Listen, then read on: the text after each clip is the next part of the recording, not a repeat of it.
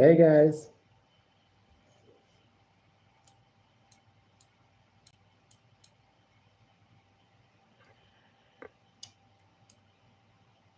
It's me. Obviously, you know why I'm here. It is Thursday and Saturday. Why did I say it was Saturday? Thursday, when it's clearly Saturday. You guys know why I'm here.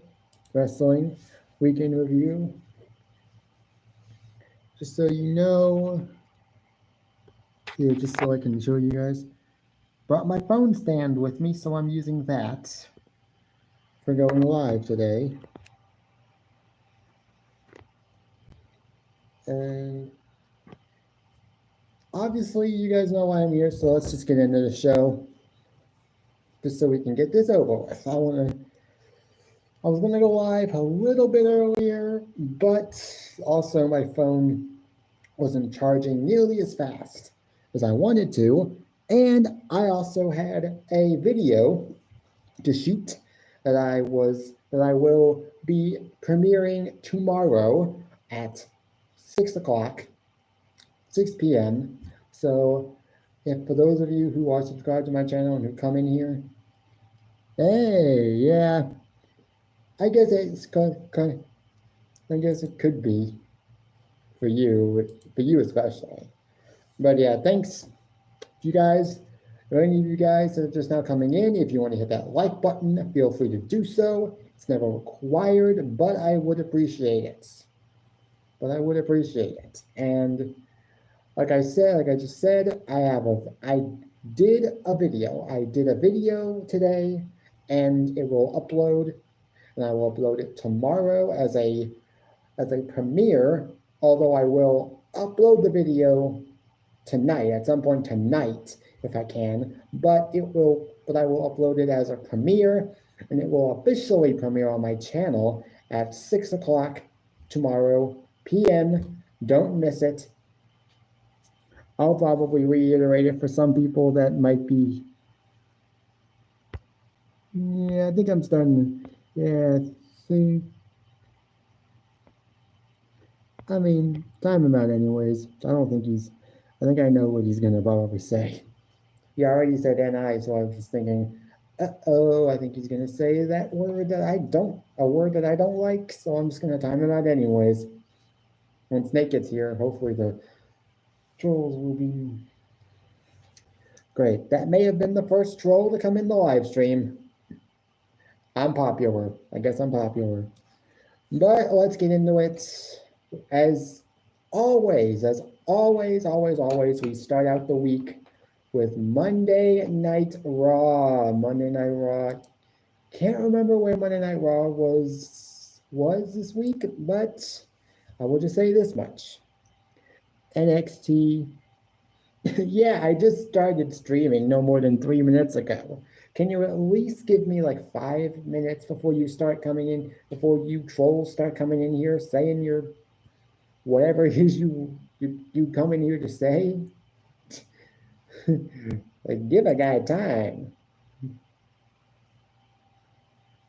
Yeah, it's okay.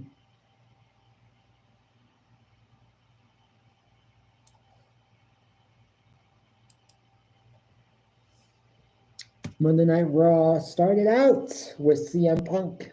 He opened up the show. He talked a little bit about War Games.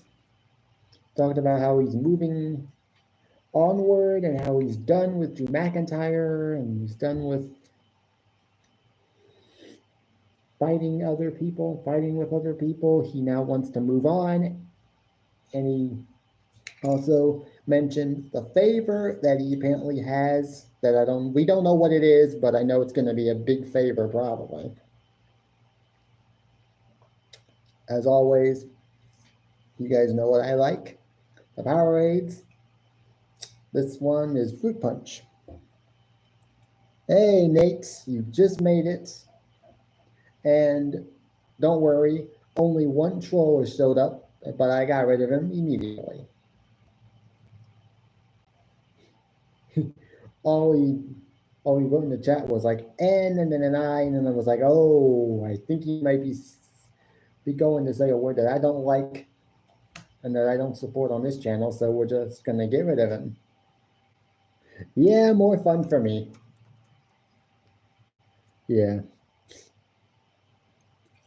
Again, if those of you that are just now coming in want to hit that like button, feel free to do so. It's not required, but I would appreciate it very much. Obviously, CM Punk opened the show. He talked about War Games, this and that, and the favor that he has that he can call upon whenever he wants. Seth Rollins then interrupts. He starts. Yeah, apparently it was. Yeah, I had a feeling it was a troll account, anyways. But hey, it's okay. I don't. It's no. They're gone, so let's forget about it. Seth Rollins interrupted. They started going back and forth. He started talking about how at the end of on the Raw after Bad Blood, Seth Rollins actually kind of felt sorry for CM Punk. Seth Rollins said, "You know what? I shouldn't have felt sorry for you that night. I should have just dropped your ass while I had the opportunity to do so." Eventually, he shoved CM Punk like down in the mat like very forcefully, and then CM Punk and Seth Rollins just started brawling. Officials started to come into the ring, but then Sami Zayn and Jey Uso tried to break everything up. This then led to a heated back and forth between Sami Zayn and Seth Rollins. Sami Zayn basically said that we could have basically made it clear that he didn't want CM Punk. He didn't want CM Punk for War Games. He wanted Seth Rollins. He wanted Seth Rollins, but admitted that Seth Rollins was just too stubborn to join. Seth Rollins said, "Yeah, of course I was stubborn. Of course I didn't want to join Roman Reigns' team, because all this is going to eventually lead to is Roman Reigns taking back the Ulafau and going back to being the tribal chief that he was before he lost all of his power at WrestleMania 40, and that's something that Seth Rollins just will not stand for. He will not stand for Roman Reigns in power one more minute." Basically saying that Roman Reigns is a monster, and that he does not want to see Roman Reigns back in power again. This is something that he does not want to see. But then Sami Zayn said something that I thought was pretty interesting, that I thought was smart.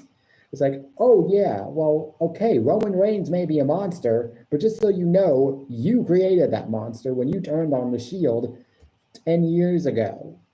Which I thought, oh wow, this not only are we celebrating 10 years of the New Day, but apparently we're also celebrating the 10-year anniversary of the Shield breakup. Ouch. That hurt, yeah. Yeah, but then Seth Rollins obviously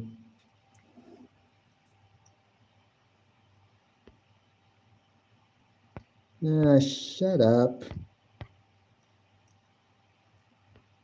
and get out of here. Oh wait, forgot to hide the other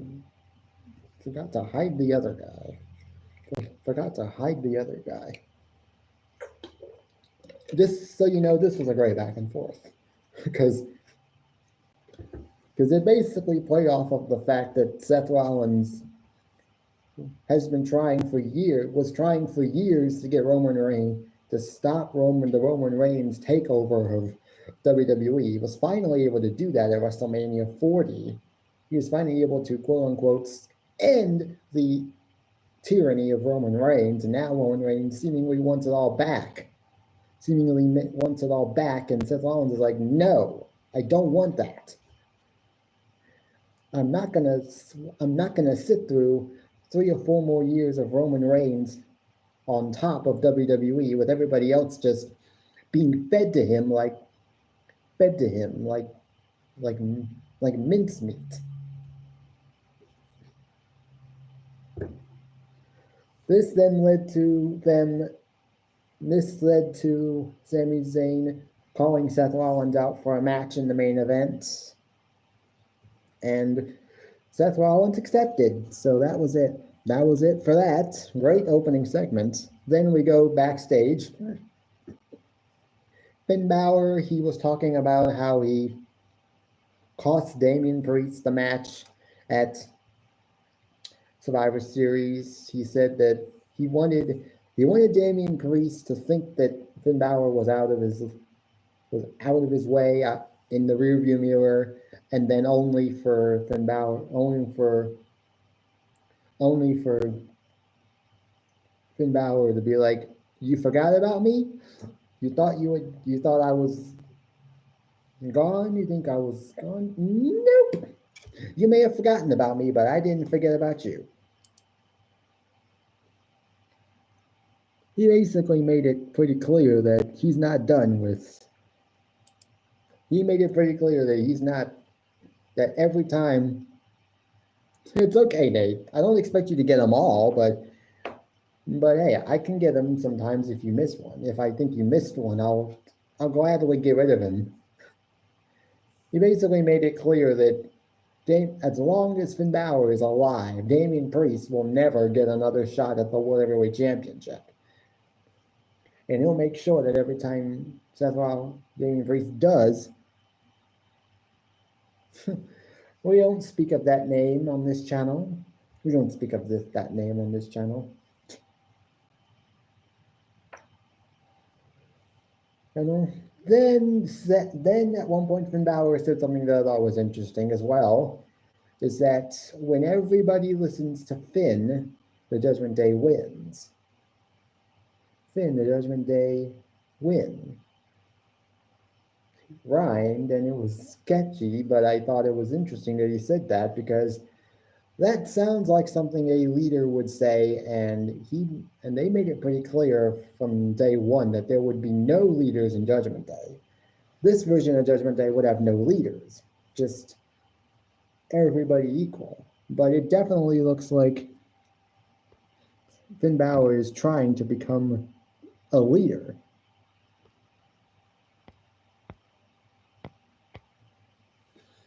Bye-bye. And this could lead to Finn Balor being released from the group. Whether or not this actually happens is beyond me. I don't know what they're doing with the Judgment Day. They're giving the Judgment Day are still the World Tag Team Champions, which I don't think they need. They don't need the tag team titles. And will them losing the tag team titles, if they ever do, lead to eventually the implosion of the Judgment Day altogether, with Finn Balor being ejected from the group? Because I feel like once Finn Balor gets ejected, then it's basically just non-existent, because they were the three original members were Finn Balor, Rhea Ripley, and Damian Priest, then Dominic Mysterio, then eventually JD McDonough, then eventually Carlito, but then Carlito really isn't doing much in Judgment Days. But hey, it is what it is. We then go out. Also, Finn Balor talked about Liv Morgan losing War Games and Liv Morgan having to deal with Io Sky at Saturday night's main event, which is next week. I will watch it next week, next Saturday night's main event. I will be watching it. It's going to be on NBC and Peacock, so even though it's on Peacock, I will watch it on NBC. And hopefully I'll be able to. And then, but she and Raquel had a tag team match against Damage Control, Io Sky, and Kairi Sane. That's where we went to next. A match between Raquel and Liv versus Damage Control's Io Sky and Kairi Sane. This match went about 7 minutes, and Liv and Raquel did get the win. So don't know what this means. Whether this means that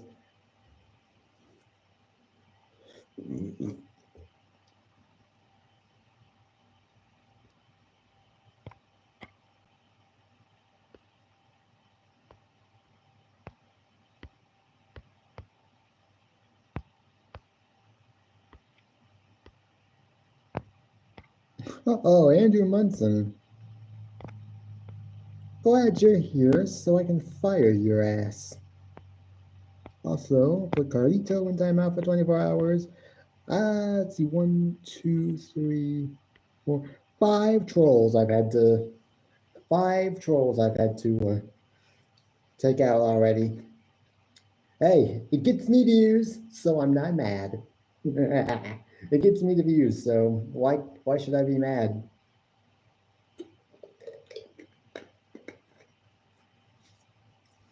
Thanks for the views, guys. You are, especially the trolls. Trolls are views, so it doesn't matter. Doesn't matter. But yeah. After this, we got yet another Finn Balor backstage segment. This time with Gunther. He was backstage. Gunther was backstage. I can't remember who he was talking to, whether he was being interviewed by somebody, I think Byron Saxton or whatnot. But then Finn Balor comes in with Dominic Mysterio.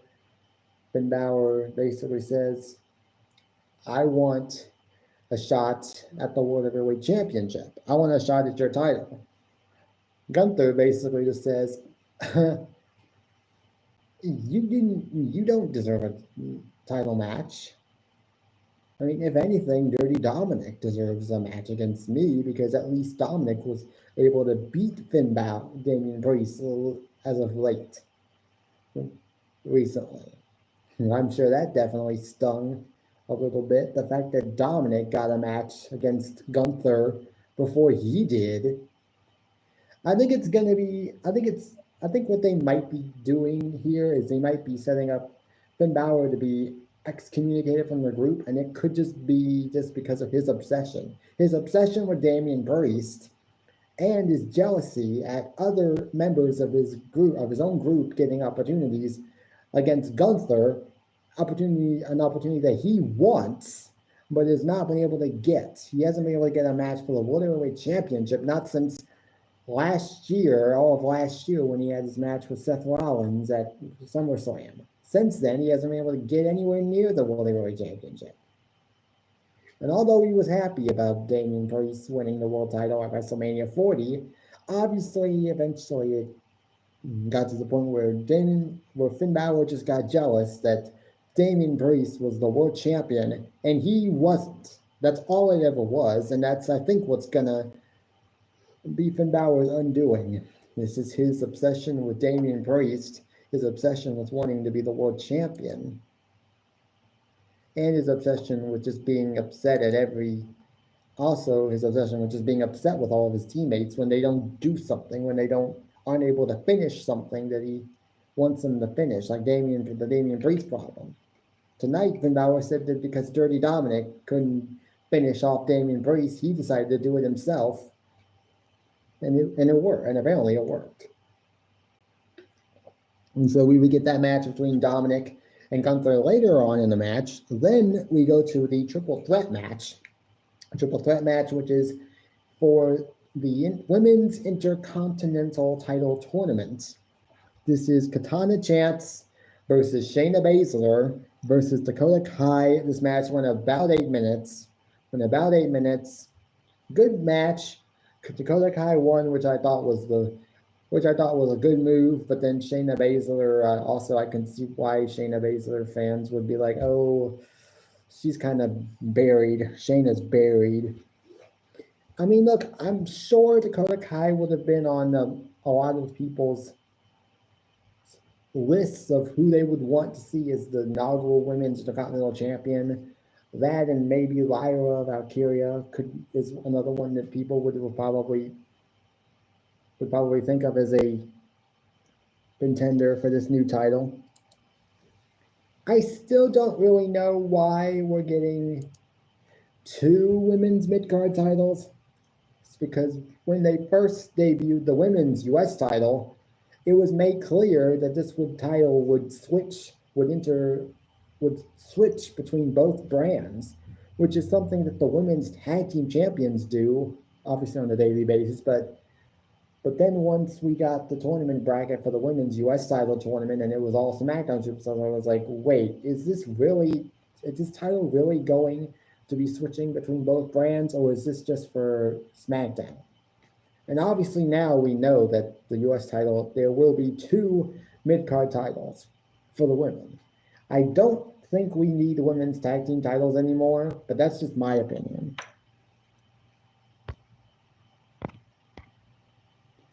Great, Andrew Munson, you're back, and now I get to time you out and hide you again, so bye-bye.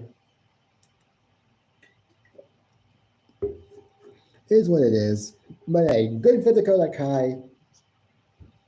Then we get Karrion Kross. Karrion Kross had a message for the Wyatt Six, the Wyatt Six.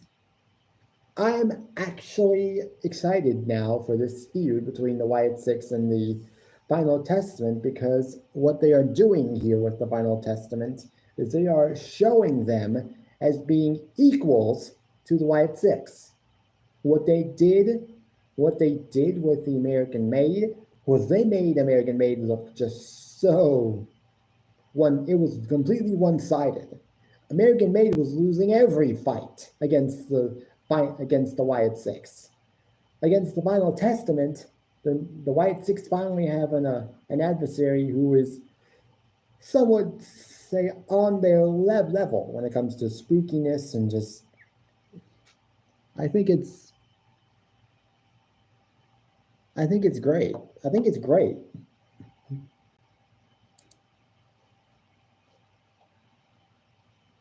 And I actually am interested in this feud because it could potentially give the Final Testament that much needed push, because I feel like Karrion Kross has always been great. Even during his time in NXT, when I saw him in NXT, having seen his stuff in NXT and even in like Impact / TNA wrestling, he's always been good. It's just that I feel like WWE, especially Vince McMahon, killed him immediately on the main roster. Immediately, as soon as he got onto the main roster, I feel like his presentation immediately got killed by Vince McMahon. But it is what it is.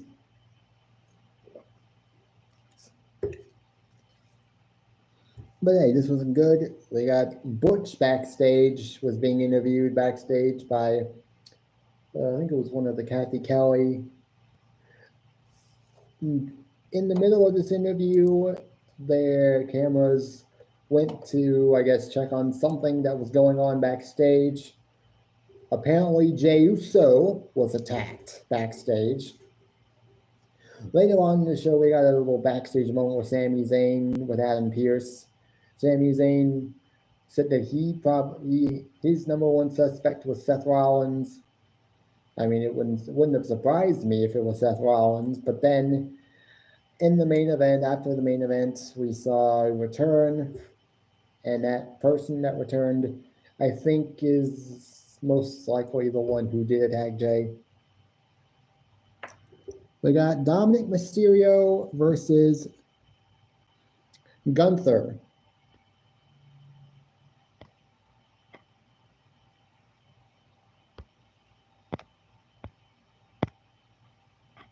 Versus Gunther. This match lasted about 8 minutes. This match lasted about 8 minutes, which is a lot longer than I thought this match would have lasted. I thought this match would have lasted no more than 4 minutes, maybe 5 minutes tops. But they allowed Dominic to get some good offense in. At one point, it looked like he actually was going to win, because, if I'm not mistaken, like the ref, I think, was distracted at one point. He hit a low blow on Gunther, then hit 2 consecutive 619s, then a frog splash for a near fall, and I thought, whoa, that's pretty good. they almost gave him the win. They almost gave him the win. So I don't know. But Gunther obviously won. After the match, though, Finn Balor came out. He attacked Gunther, hit him with 3 coup de grace. Isn't quite as painful as having to take 6 tsunamis, but still, it got the job done. Afterwards, though, we got backstage. We went back. After this, we got Finn Balor and Adam Pearce backstage. Adam Pearce said, okay, you made your point. Okay, well, if you really want a shot at the World Heavyweight Championship, I'll give it to you. Saturday night's main event. So that match will happen at Saturday night's main event. I do think Gunther actually does retain. I don't think it's...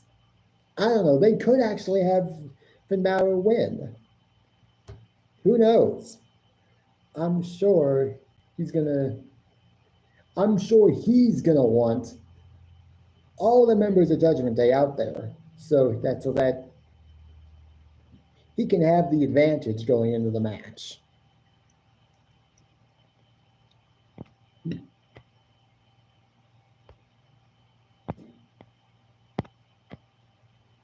Keep them coming, guys. The views are coming in, trolls of views, so thank you. You may think you're doing one thing, but you're really just helping me. Yeah. Then we get R-Truth versus Pete Dunne. This match came about because of last week in a backstage moment when R-Truth called Pete Dunne Butch, and that's the one thing you don't do, because Pete Dunne does not like to be called Butch.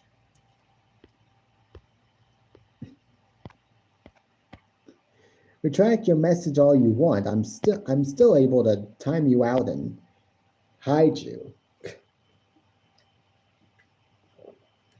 Just because you retracted your message immediately doesn't mean I can't time you out and hide you. The views are coming in, guys. We get this match was a squash.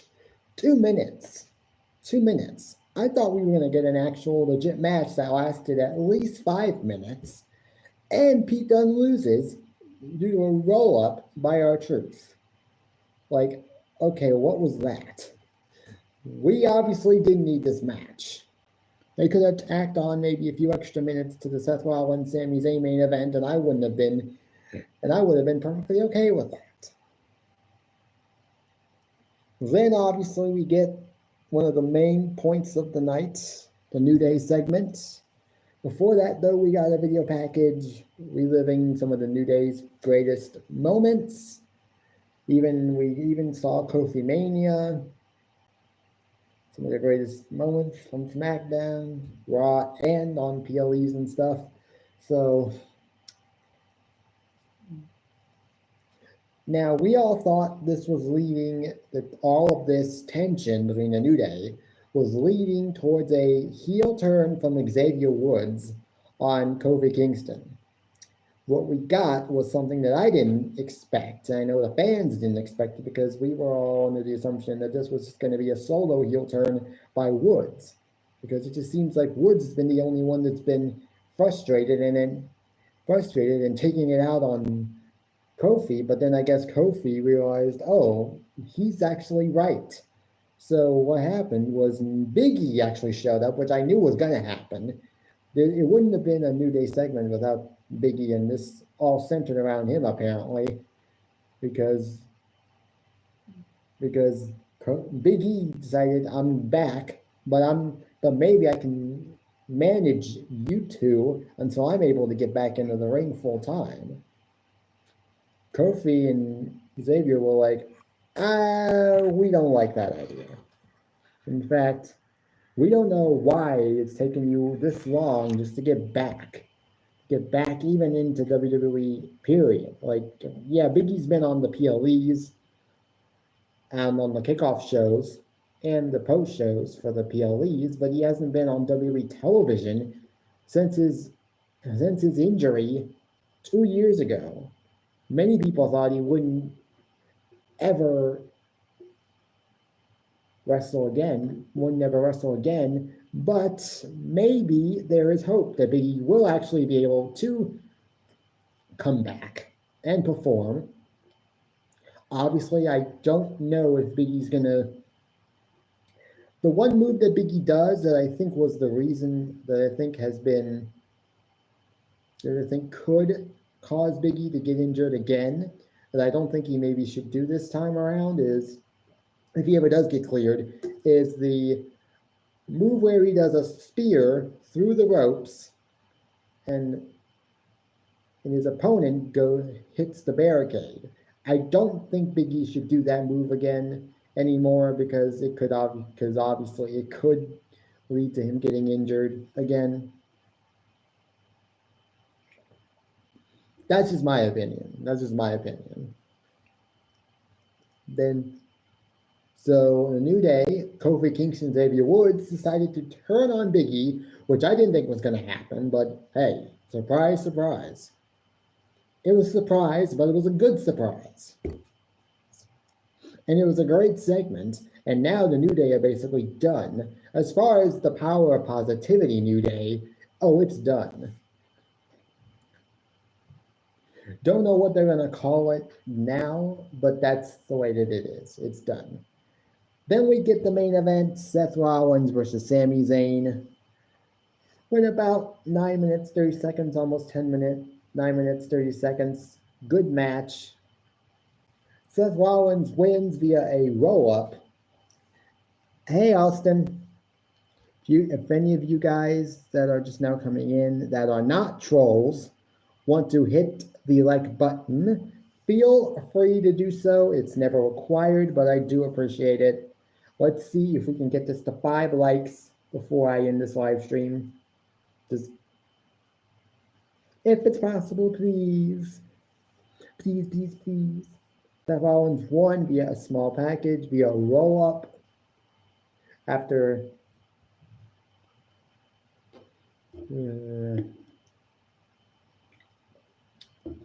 but hey, here's what it is. Seth Rollins wins. Congrats to him.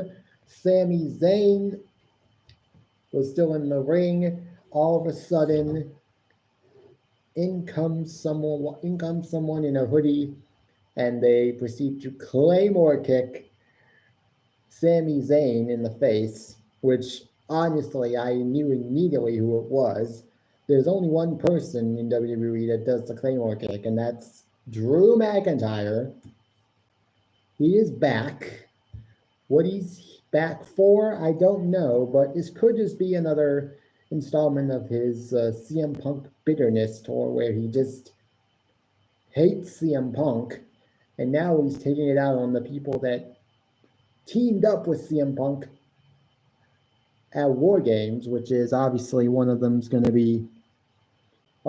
obviously Sami Zayn. And as far as who took out Jey Uso backstage, I'm telling you right now, it was Drew McIntyre. It was Drew McIntyre, and I don't think you can convince me otherwise. I'm sure next week, this upcoming Monday, if Drew McIntyre shows up and is there, he will probably tell you, as far as who attacked Jey Uso, I did that. Also, it doesn't help that Roman Reigns was in that match, and that CM Punk also helped out another one of Drew's mortal enemies at this time in his career, that being Roman Reigns. Because I'm sure he's still plenty bitter about what happened at Clash at the Castle 2022 when he had a chance to take the world title from Roman Reigns, and the Bloodline screwed him out of the title. And right, frankly, I would have put the title on Drew McIntyre back then. I really would have.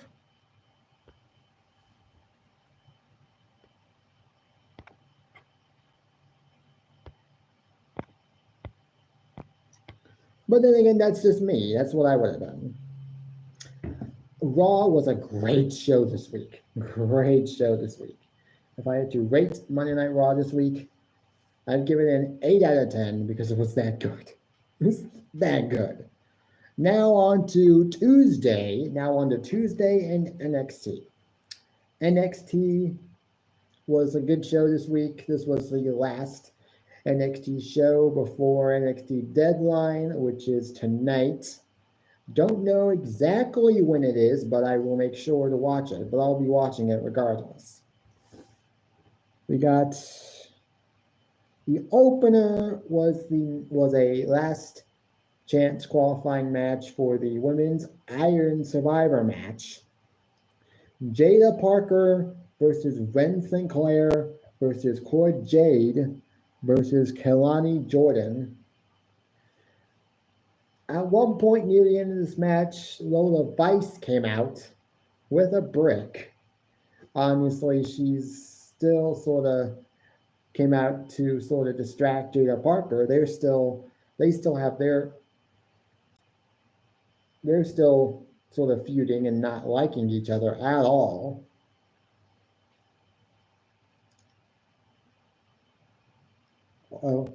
And yeah, that's not the real East the Beast. I know that's not the real East the Beast.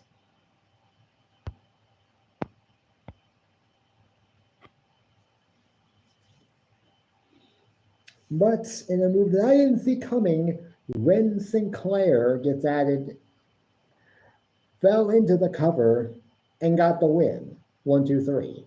I was shocked. I didn't think Ren Sinclair was going to get into the match. Then again, look, Lola's gonna probably distract Parker because she's not gonna get in the match because she does not want Jada Parker to win this match. Cora Jade's already been in the Women's Iron Survivor match, so they might not want to do that for a second time. They might not want to put her in the match a second time. Kelani Jordan, same thing. She was in last year's, and I think they're trying to keep this a fresh lineup and just have no repeat Iron Survivor participants. They don't want to have someone in this match a second time. So I guess Ren Sinclair was the best option. But hey, it is what it is. After this, though, Jada Parker called out Lola Vice. She's like, "Get down here now. You want to go to the underground? Let's do it. Tear down these ropes, whatever." Ava Raine comes out and says, "No, this match is not happening now. But if you two want to fight, okay, then I'll let you fight, but at Deadline." And so the match was made official. Deadline tonight, in addition to the men's and women's Iron Survivor matches, the tag team titles being on the line, and the NXT title being on the line. It will be Jada Parker versus Lola Vice in a women's Raw in an NXT Underground match. Should be okay. All of the NXT Underground matches we've had so far have been okay, have been pretty good. We got, I think it was Damon Kemp and Eddie Thorpe was the first one.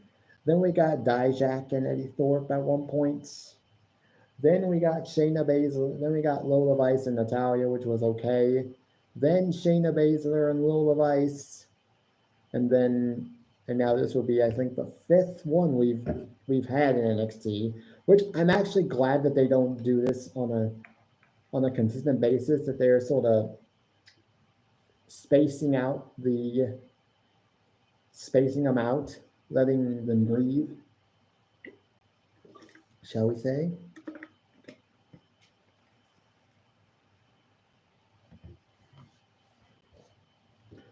After this, we went backstage. Eddie Thorpe was being interviewed. He also was in a last chance qualifying match later on in the show, in the main event match, which would determine the final participant in the men's Iron Survivor match. Texas King interrupts. They start going back and forth a little bit, and then Eddie Thorpe just walks away. The next match was Gigi Dolan, who is back after being sidelined with an injury. I can't remember what injury it was, but she's back after being sidelined with an injury. She took on Izzy Dane.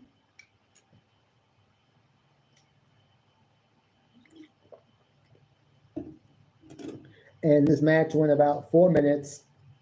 It was a bit of a squash, but she won, so I'm not mad at that. She won. And that is it is what it is. It's all it really was. Nathan Frazier and Axiom were backstage. They were discussing the tag team battle royal, which would take place later on in the show.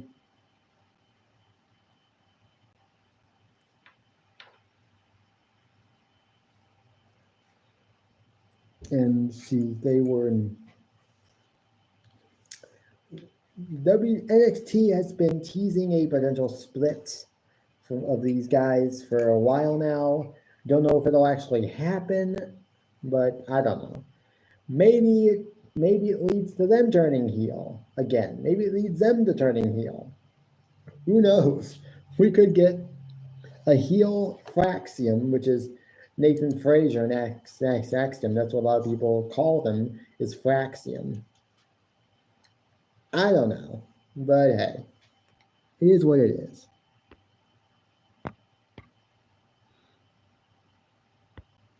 Oops.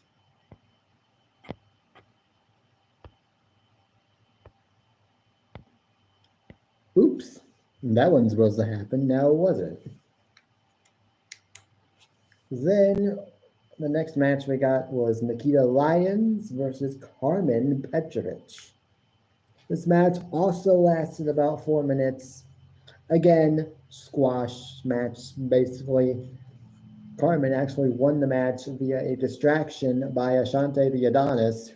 Well, I don't know where this is leading to. This could be leading towards a storyline romance between the two. I don't know. But Carmen won via the distraction. Good for her. Good for her. Then we got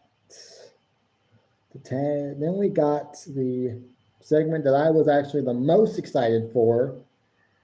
Trick Williams and Ridge Holland, they had a segment tonight mediated by one WWE Hall of Famer, Eric Bischoff. I was excited to see this. I was excited to see this because I didn't know what Eric Bischoff was going to say. This is basically just a by the numbers segment. It ended with Ridge Holland planning Trick Williams through the table with his DDT move, which he used to take out Duke Hudson and Andre Chase and various other superstars recently. As far as who wins this match, Trick Williams, obviously, because WWE Booking 101. The heel has the momentum going into the match, which means that the babyface wins. It's always happened like that. It's either happened one way or the other. Babyface has the momentum, so the heel wins. Heel has the momentum, so the babyface wins. It's always been either one or the other. It's never been babyface has momentum and babyface wins, or heel has momentum and heel wins.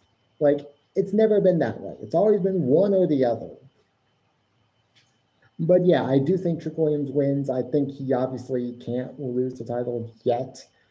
I mean, Ridge Holland is good, but he's just not NXT Championship material. But he is a good opponent. He's a good opponent for Trick Williams because he's a good heel, because he's been pretty good in his heel run. So it's a good opponent for him, but it's just he's not going to drop the title for him. Not tonight. After this segment, we had Sarah Schreiber, who gave us an update on Trick Williams that he was sent to the hospital and that Ava is there with him, but Trick Williams decided that no, I'm not going to forfeit this match. I want this match to take place, and it's still happening. Trick Williams versus Ridge Holland is still happening at Deadline tonight. So, but I think Trick Williams will eventually get the win, anyways. Then we get the tag team battle royal to determine who will face Axiom and Nathan Frazier at Deadline. This battle royal was a little bit different because when both members of a certain team are thrown over the top rope, but their feet hitting the floor, that's when the team is eliminated. But only when both members of your team. So one member can be eliminated, but then the other member can still fight in the battle royal for their team. This was surprisingly won by the No Quarter Catch crew, which I thought was interesting choice, but there weren't really many tag teams in this match that I thought could have been worthy contenders besides maybe Gallus, but they didn't win, obviously. And so No Quarter Catch crew won the match. Good for them. They get a title opportunity tonight. As far as who I think wins that match, I don't know, because Nathan Frazier is also in the men's Iron Survivor match, so we'll see what happens. Then we get also the main event match, which is men's Iron Survivor qualifying, the last chance for the men. Lexis King versus Axiom versus Cedric Alexander versus Eddie Thorpe.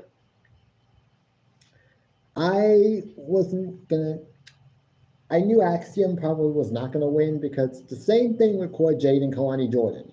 He's already been in an Iron Survivor match, and they probably did not want anybody in the match that had already competed in it. They didn't want anybody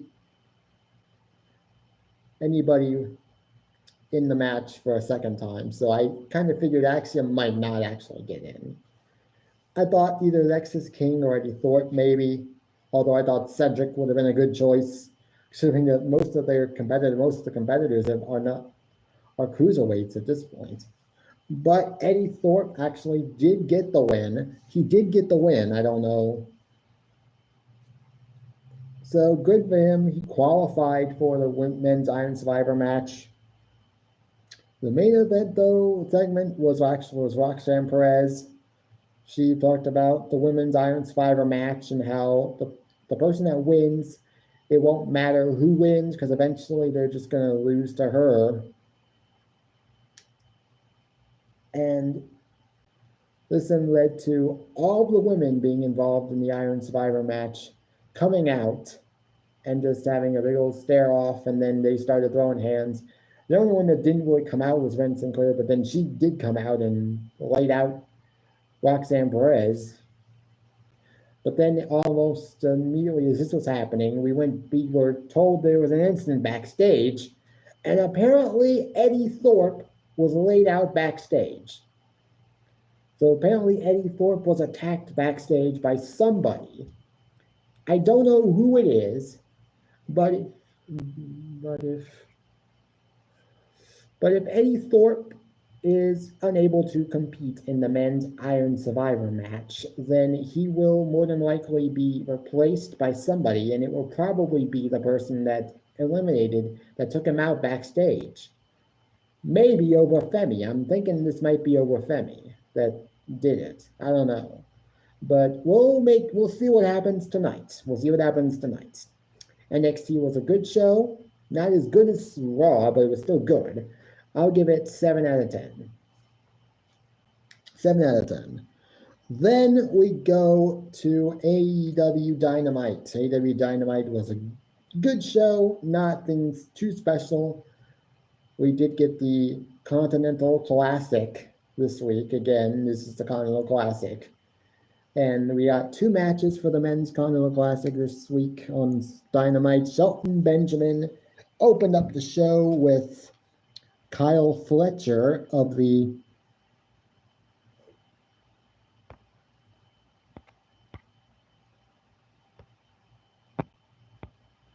opened up the show against Kyle Fletcher. This match lasted about 11 minutes, and it was a really good match.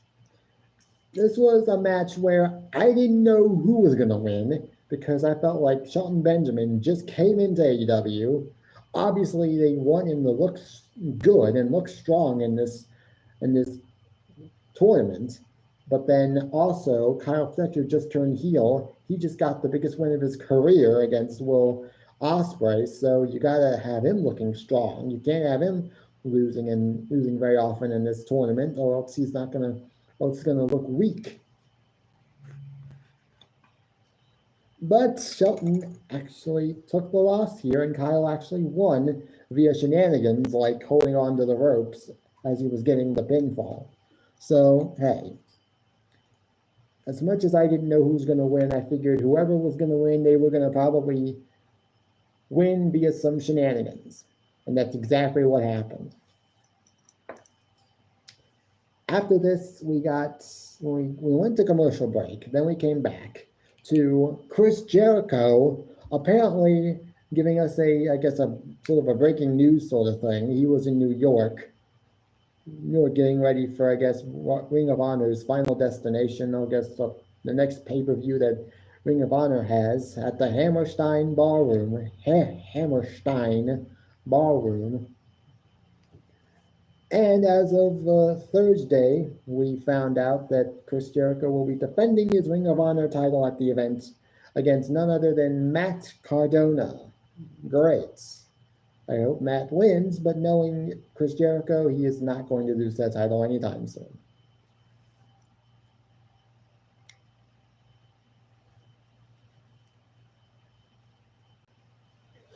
All right. It is what it is.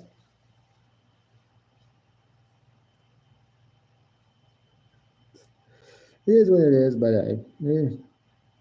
then the next thing we got was Max Caster versus Swerve Strickland. Max Caster and Swerve Strickland had a bit of a back and forth backstage last week. That led to this match tonight, which was a squash match. 3 minutes. I guess Max Caster has been running his mouth a lot lately, and I'm wondering if they're leaning towards a heel turn by Max Caster, and if so, what does that do for him? But then Anthony Bowens, as Max Caster was getting ready to go out for his match, he made mention that MVP has gotten in his head. Maybe, just maybe, they're leaning towards Max Caster turning on Anthony Bowens and joining up with the Hurt Syndicate. Wouldn't be the worst idea, because Max Caster as a single star doesn't really read well in my lip. That doesn't seem like something I want to see, but at least him in a group with guys like Bobby Lashley, Shelton Benjamin, and MVP, who are all veterans, all been in this business for at least 20 years. At least 20 years. I mean, Shelton Benjamin's been in this business for at least 20 years.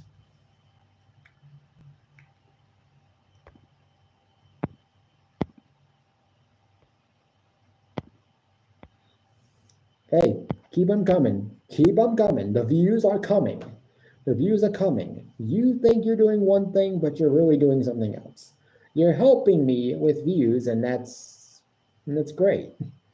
I mean, you're getting timed out and hidden almost immediately, but you're helping me with the views, which I like. Which, thank you. But yeah, that would be okay with me if they are doing that. But as Max Caster as a single star, I don't think the world is waiting for that to happen. Then we get a video package for somebody. I didn't know who it was, but then apparently it's for Bandito. Most Wanted Man, Bandito. He is apparently returning. If I'm not mistaken, he's been injured for a long time, and so now he apparently is now getting ready to come back from an injury, which don't really know much about him. Haven't seen very many matches of him to really give an honest opinion of what I think of him. So it'll be interesting to see what he does when he comes back. Then we get the Dynamite Dozen Battle Royal. Why did we even need this? A bunch of the superstars in this match were superstars that I didn't really feel like deserved to be in this match. And the final two came down to Kyle O'Reilly and Adam Cole, which is obviously what I thought was going to happen to begin with. I mean, it was obvious the way they were building this up that it was going to come down to Kyle O'Reilly and Adam Cole. And apparently, those two will compete at Winter is Coming for a shot at MJF. At World's End for the Dynamite Diamond Ring, potentially even for the AEW World Championship. I don't know what's happening because I don't know. Why they didn't make it so just one person wins and then they get a shot at the Diamond Ring at Winter is Coming? I don't know. But the match next week between Adam Cole and Kyle O'Reilly should be a good one, but it's like, why? After this, though, we got MJF. Having a message for both Kyle O'Reilly and Adam Cole. I'm like, great. MJF decides not to show his face again on AEW television. Like he's not there. But it is what it is. We got Hook. Hook was out there. He was out there. He called out Christian Cage. Apparently, we found out from Hook himself that Christian Cage was the guy who took out his father, Taz. So, hey. Oh, hey, Danny. Thank you for being here. 3 likes. Thank you. I was hoping that someone else would come in that wasn't a troll, because I've had like maybe 6 or 7. I've had like at least 7, maybe 8 trolls come in. I know, but the good news is I'm getting them out of here one after the other. Like as soon as they pop up, I'm like, out. Like, you're not welcome here. Get out of here. But yeah. Hey, I mean, trolls are views. Someone once told me that trolls are views. So, hey, thank you for the views, but you're not staying. Oh, hey, Danny. I know I already said this, but on NXT this week, we had Eric Bischoff on NXT this week. Also, what I forgot to mention on NXT was that we also had a backstage segment with Javon Evans. He was talking up the Men's Iron Survivor match, obviously. That's tonight. Deadline. NXT deadline is tonight. Not sure exactly when it starts, whether it's 6 or 7. I can't remember. But also X-Pac was on the show, and he was in that backstage segment with John Evans, which I thought was pretty cool. So, hey, I got to see Eric Bischoff on NXT television. Something I did not think I would ever see. But hey, it was fun. Also, we got Hook, Christian Cage. Obviously, this happened. Obviously, this segment ended the way all of Christian Cage's segments usually end, with the patriarchy getting the upper hand against whoever's out there to attack them. They laid Hook out, and so that's the way that ended. We're getting a match between the two of them. I don't know when it's going to happen, but hey, should be interesting to see. Then we get Jay White. Yeah, I know. AEW has been, quote unquote, bad as of late. That's just the only way to say it. AEW has been bad. Do they have some occasionally good shows? Yes. But that's very rare, like once in a blue moon nowadays. And even their pay-per-views recently have been like either at least since All In have been like subpar, like Wrestle Dream, All Out, and even Full Gear just they haven't been great. They haven't been great. Good, but not great.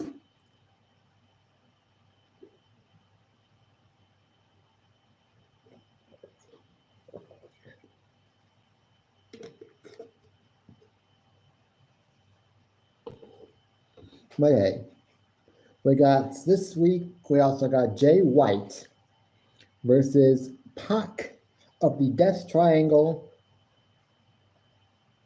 This match went about 11 minutes.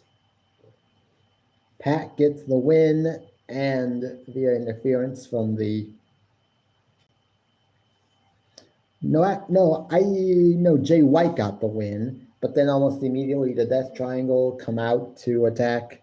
Who are out there at ringside? They come in, immediately start attacking on Jay White. Then apparently the cameraman starts choking out Moxley with a cord. He throws off the hood part of his hoodie that he's wearing, and it's Orange Cassidy. I'm like, okay. Jon Moxley seemingly took out Jack Perry, Orange Cassidy at Full Gear. Why is Orange Cassidy back? Because they pretty much laid him out after Full Gear. So I'm like, oh, okay. So we're just going to pretend like Orange Cassidy didn't get laid out at Full Gear. Yeah. No. Get Orange Cassidy out of the AEW World Title picture because he's not a main eventer. Not a main eventer. He's just comedy. He's mid-card at best. Shut up, Dolores. You know what? I'm not even going to hide you, Dolores. I'm just going to put you in timeout for 30 minutes because my live stream will be over well before the 30 minutes expire. So that's how this segment ended. We got Jamie Hayter was back. Jamie Hayter was in the ring. She sent a message to Julia Hart. Julia Hart, who is apparently gearing up for a return because we have seen over the last few weeks that every single time Jamie Hayter has had an interview, it's been interrupted by a Julia Hart vignette. And these vignettes have been very good, and I can't wait to see. Obviously, Julia Hart's going back to, I guess, her House of Black sort of persona. Because the first vignette was showing her as her cheerleader gimmick when she was with Griff Garrison and Lexus King, aka Brian Pillman Jr. But hey, it is what it is. She should be good. Another woman, one of the women from AEW that I actually do like. One of the few women in AEW that I actually do like. And I know for a fact, and Danny, I don't know if you're still here, but I know that you've said on a number of occasions that you actually like her. She's one of the few that you actually like in AEW as well. Also, I think I just like that submission. She's got the Heartless, which I'm guessing you could say is like an Anaconda Vice or the Gargano special. I guess I think the Gargano Escape, basically, but it is what it is. We also got Penelope Ford versus Anna Jay. This match went about 7 minutes. Anna Jay won. Anna Jay seems to be recently she had lost a match to Mariah May for the AEW Women's title. That stipulation of that match was that Anna can't challenge for the World Championship again as long as Mariah May's champion. And so it seems like she's now decided to go up against Mercedes Moné. She's turning her attention to the TBS Championship. Champion Mercedes Moné. After this match, Mercedes came out to attack Anna Jay. So I'm guessing this is leading to a match. When, I don't know. I don't think anyone's going to care. And then the main event, the Continental Classic, rolled on yet again with Brody King versus Claudio Castagnoli. This match was great, went about 11 minutes, and it was great. Two big, strong men just going at each other, just slobberknocker-esque, basically. Like King Kong meets Godzilla. King Kong meets Godzilla.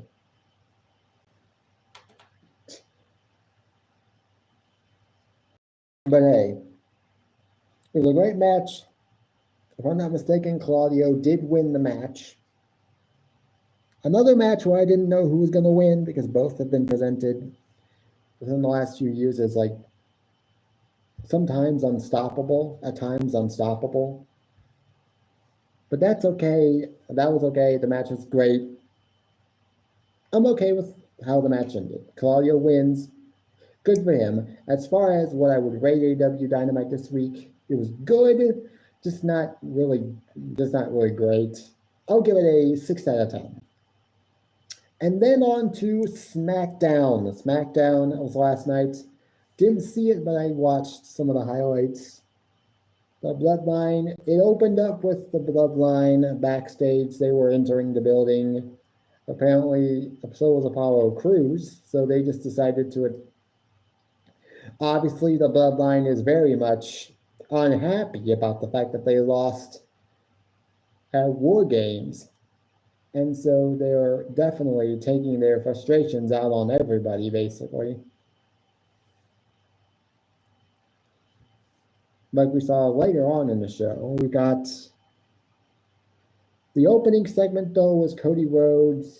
He had a lot to say about Kevin Owens and his opponent.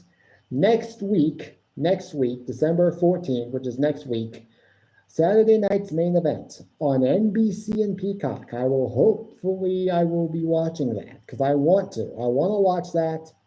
It'll be on for 2 hours. I want to watch it, so I'm hoping I can.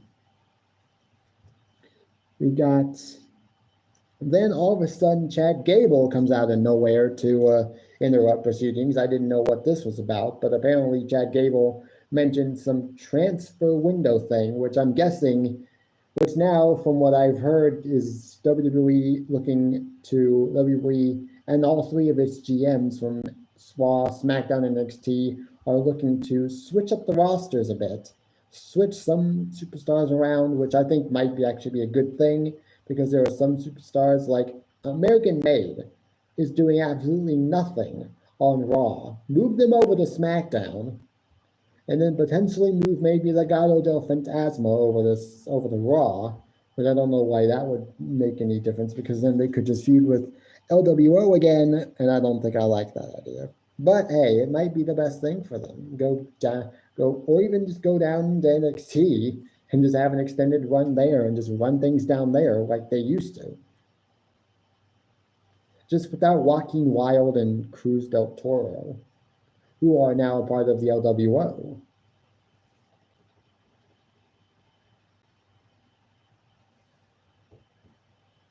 But hey, it is what it is.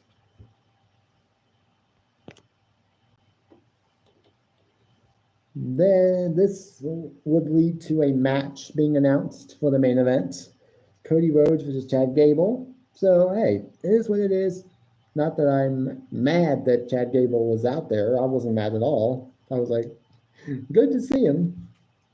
Weird, because I know he's a Raw superstar, but hey, I'm not mad at it.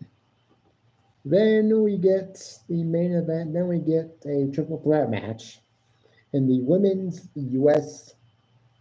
title tournaments. Naomi versus Tiffany Stratton versus Elektra Lopez.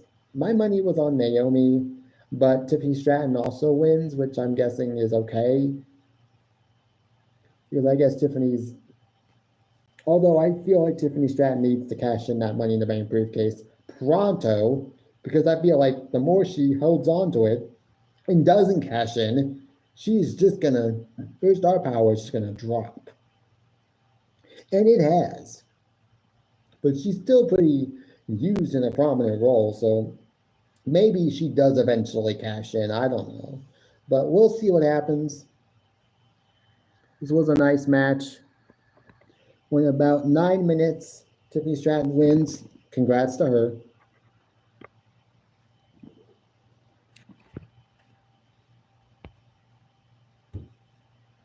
Then we get backstage. Obviously, Naomi and Bianca backstage. Bianca talks about how she doesn't know who attacked Jade, but she's on the case. She's gonna find out eventually who, but it's Bianca. Bianca was the one who took out Jade. I'm almost certain of it. Well, Danny, I'm glad you were able to be here even for just a few minutes. Bye. See you later tonight. But also, Piper Niven and Bianca Belair got into an altercation backstage. This led to a match between the two of them, which I think is like the 4th or 5th time they've had a match together, and all of their matches have been pretty darn impressive.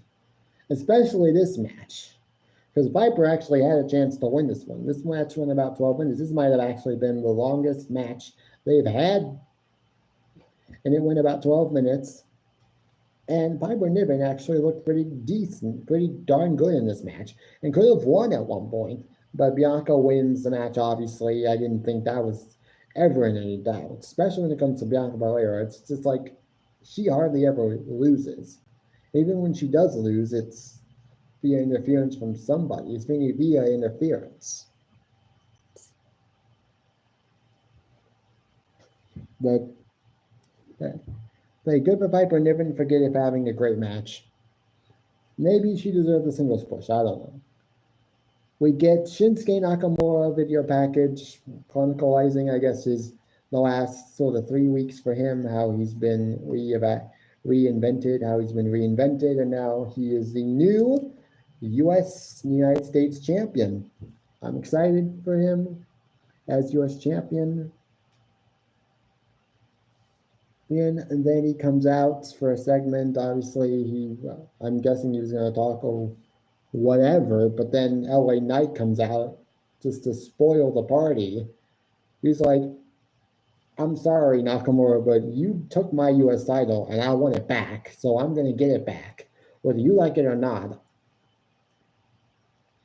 Andrade Alito then comes out and it's like, I want to get my hands on Shinsuke too, because I got knocked out by Shinsuke last week. But then all of a sudden, the Bloodline just comes out of nowhere, starts beating up on both Andrade and LA Knight. And it looks like at one point they might have been getting ready to go after Shinsuke, but then Shinsuke just starts staring at them like, oh, what are you gonna do? What are you gonna do? And then just black goo just starts dripping from his mouth, like mist. It starts dripping from his mouth. It's like, yeah, you really think you really wanna come after me? Yeah, because I'm gonna spew this mist in your face if that happens. And I'm sure the Bloodline does not want that to happen. So they thought better of it and decided to just let Nakamura go. And it wasn't just the fact that he was spewing goo and mist out of his face, it was just the facial expression that he had.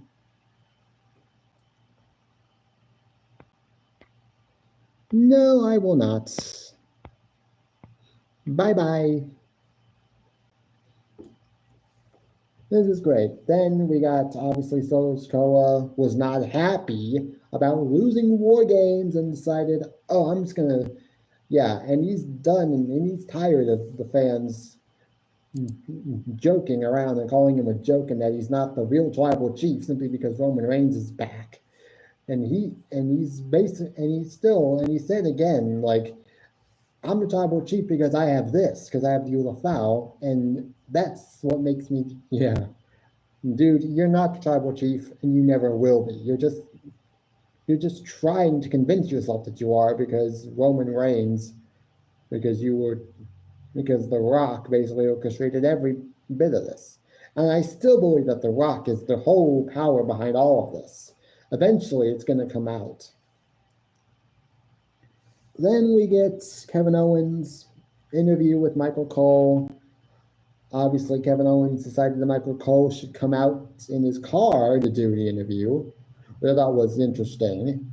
But then also Kevin Owens made it like, you know how many times I've come to SmackDown within the last month or so at least since Bad Blood, and have been turned away. Like you're not supposed to be here. Like he's basically playing off of the fact that nobody wants him there, and that he's been repeatedly told by management to not show up, but that he still shows up sometimes just to get his hands on Cody Rhodes. Also, Kevin Owens made it clear in this interview that when the time is right, he will go after Sami Zayn too. I felt like it was only a matter of time because him and Sami Zayn are like this close. They're like best friends. And so obviously it would make sense that Kevin Owens would eventually want to go after Sami Zayn as well for teaming up with the one person who, in his words, made his life hell for months and years. They got Gunther backstage, apparently. This might be also for the transfer window, I guess. And we also, then afterwards, we got Carmelo Hayes is talking with Adam Pearce, with Nick Aldis. Nick Aldis informed Carmelo Hayes that next week on Friday Night SmackDown, he will have a match against a new superstar, a new SmackDown superstar. Whether that's a superstar from NXT, Raw, or potentially the debuting Penta, El Zero Miedo. But I don't think it's Penta because from what I've heard from Penta in interviews when it comes to potential WWE debut or just the Lucha Brothers going anywhere else besides AEW, he's made it pretty clear that it's a package deal. You get one, you get the other. And right now, we would only be able to get one, Penta.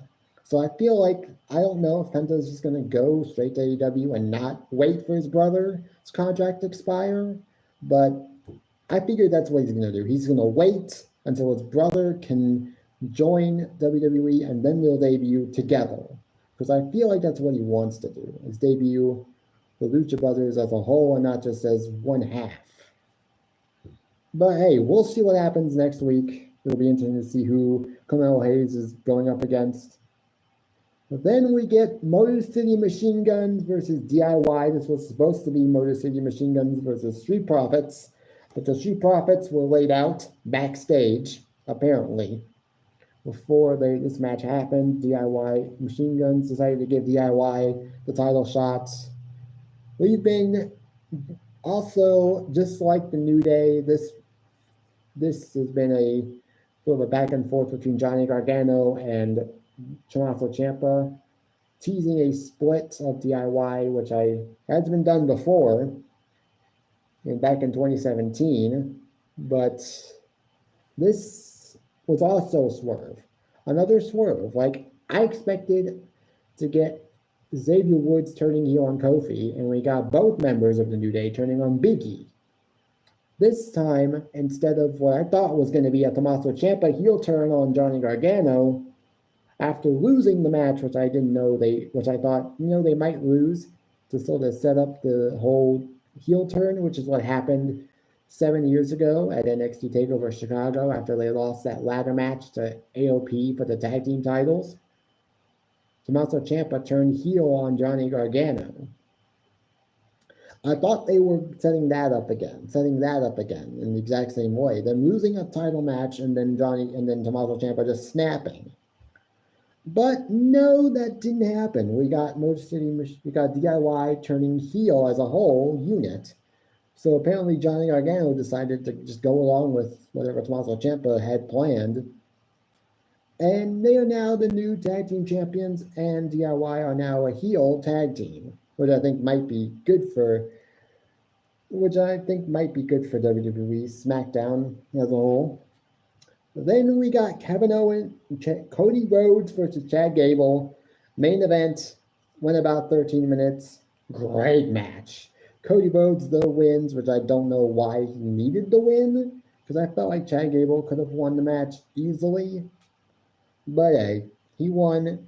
Not mad at it. Kevin Owens then came out to attack Cody Rhodes' leg and ankle, which was exposed by Chad Gable. during the match at one point, the boot was exposed. So it was taken off, and the foot and the ankle and the leg was exposed. So Kevin Owens started attacking it. Referee officials came out to stop him. This obviously like typical, but it was effective. If I were to rate SmackDown this week, I would rate it a 7.5 out of 10. It was really good. That's all I'm gonna say. Well, guys, that's it. Hope you guys enjoyed. For those who actually did watch, I appreciate the likes, appreciate the views, especially from the trolls, because they are views, no matter how much I hate them. So I will see you guys next week, and until next time, peace. Bye, guys.